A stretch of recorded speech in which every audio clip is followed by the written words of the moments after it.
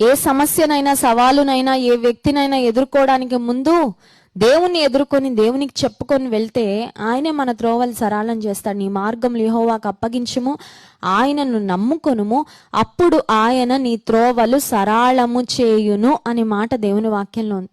నీ భర్తను ఏదైనా అడగడానికి ముందు దేవుణ్ణి అడుగు. నీ తల్లిదండ్రులు ఏదైనా అడగడానికి ముందు దేవుణ్ణి అడుగు. నీ ప్రొఫెసర్తోనో లేకపోతే నీ బాస్తోనో నీ ఉద్యోగ స్థలంలో ఎవరితో ఏదైనా ప్రాముఖ్యమైన విషయం మాట్లాడడానికి ముందు దేవుణ్ణి అడుగు. పలానా సంబంధం అడగాలనుకుంటున్నామండి మా అమ్మాయికి, మా అబ్బాయికి.